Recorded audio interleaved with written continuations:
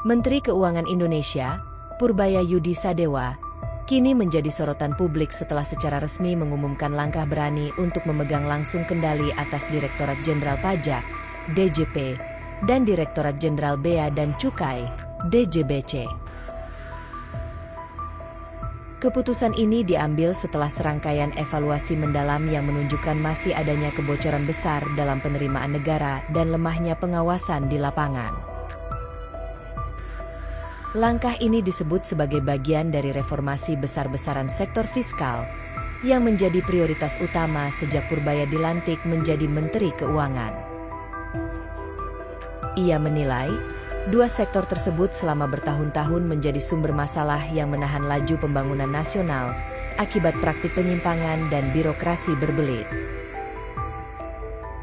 Dalam pidato resminya di Kementerian Keuangan, Purbaya menegaskan, pajak dan bea cukai adalah tulang punggung negara. Jika dua sektor ini bocor, maka seluruh sistem keuangan akan rapuh. Saya tidak ingin negeri ini terus tersandera oleh ketidakjujuran. Sumber internal menyebutkan bahwa Purbaya telah menyiapkan tim khusus audit lintas instansi, yang terdiri dari unsur KPK, BPK, dan PPATK, untuk menelusuri setiap aliran dana yang mencurigakan. Audit tersebut akan mencakup transaksi besar di bidang perpajakan, restitusi pajak, hingga pungutan bea keluar dan bea masuk di pelabuhan. Langkah awal yang sudah dilakukan adalah pembersihan jabatan strategis di DJP dan DJBC, terutama di wilayah yang selama ini dikenal rawan manipulasi data. Puluhan pejabat sudah dimutasi, dan sebagian sedang dalam proses pemeriksaan etik. Selain reformasi personel, Purbaya juga mendorong percepatan digitalisasi penuh sistem pelayanan pajak dan kepabeanan. Dengan sistem berbasis data real-time, ia berharap tidak ada lagi ruang bagi transaksi gelap atau campur tangan pihak luar dalam proses administratif. Dalam bidang perpajakan, Menteri Keuangan itu menegaskan bahwa pengawasan terhadap wajib pajak besar akan diperketat. Perusahaan-perusahaan besar yang selama ini menikmati celah hukum akan diwajibkan untuk melaporkan transaksi dengan lebih transparan melalui sistem digital yang terhubung langsung dengan Kemenkeu. Sementara di sektor bea dan cukai, Purbaya berencana menempatkan petugas pengawas independen di setiap pelabuhan besar. Tujuannya untuk memastikan tidak ada barang yang keluar atau masuk tanpa prosedur resmi. Ia juga menyoroti praktik penyelundupan barang mewah dan hasil tambang yang selama ini merugikan negara triliunan rupiah. Selain menegakkan hukum, Purbaya menyiapkan insentif kinerja bagi pegawai berintegritas tinggi. Menurutnya, penghargaan terhadap kejujuran adalah kunci untuk mengubah budaya kerja lama yang sering diselimuti ketakutan dan tekanan politik. Langkah tegas Purbaya ini mendapat dukungan luas dari masyarakat dan dunia usaha. Banyak pengusaha menilai kebijakan itu memberi kepastian hukum dan membuka peluang terciptanya iklim usaha yang lebih sehat dan kompetitif. Pengamat ekonomi dari Universitas Indonesia, Dr. Anwar Hidayat, menilai bahwa keputusan ini adalah langkah paling berani dalam 2 dekade terakhir. Menteri Purbaya berani melakukan apa yang selama ini dihindari oleh banyak pejabat. Memegang langsung 2 institusi vital berarti siap menghadapi tekanan politik dan bisnis besar, ujarnya. Namun, tidak sedikit pula pihak yang skeptis. Beberapa kalangan menilai tantangan terbesar bukan hanya sistem, tetapi juga mentalitas aparat di lapangan. Reformasi, kata mereka, harus diikuti dengan perubahan budaya kerja agar tidak berhenti di tataran kebijakan.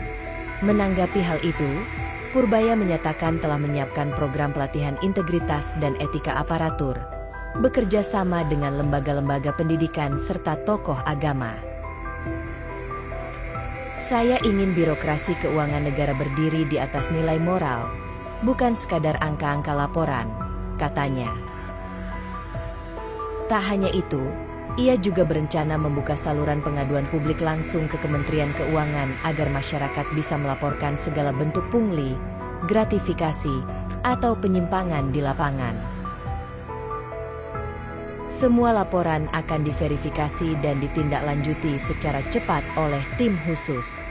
Reformasi yang digerakkan Purbaya juga mencakup penyederhanaan aturan perpajakan. Ia menilai banyak regulasi tumpang tindih yang justru membuat pelaku usaha bingung dan membuka ruang interpretasi hukum yang merugikan negara. Dalam waktu dekat, Kemenkeu akan meluncurkan Pusat Informasi Fiskal Nasional, PIFN, sebuah sistem terpadu yang menggabungkan data perpajakan, kepabeanan, dan transaksi keuangan nasional untuk mencegah kebocoran data antar instansi.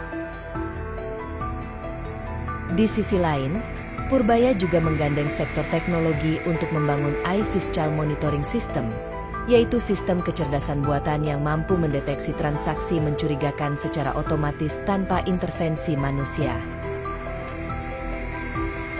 Bagi Purbaya, tujuan akhir dari semua langkah ini adalah kemandirian fiskal Indonesia. Ia menilai negara tidak boleh terus bergantung pada utang luar negeri sementara potensi penerimaan domestik begitu besar. Dalam wawancara eksklusif, ia menegaskan, "Saya tidak ingin rakyat terus menanggung beban akibat ulah segelintir orang.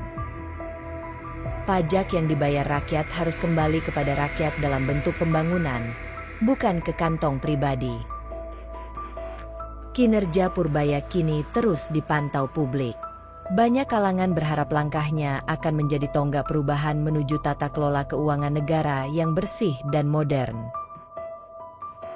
Jika reformasi ini berhasil, maka Indonesia berpeluang besar memasuki era baru keuangan nasional, di mana penerimaan negara optimal, kebocoran tertutup, dan kepercayaan publik terhadap pemerintah meningkat drastis.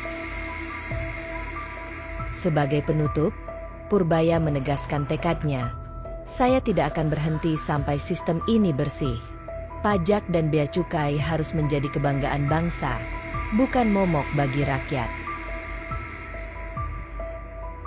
Langkah berani ini menandai babak baru perjalanan Kementerian Keuangan Indonesia di bawah kepemimpinan Purbaya Yudhi Sadewa, sosok yang kini dikenal sebagai arsitek reformasi fiskal terbesar abad ini.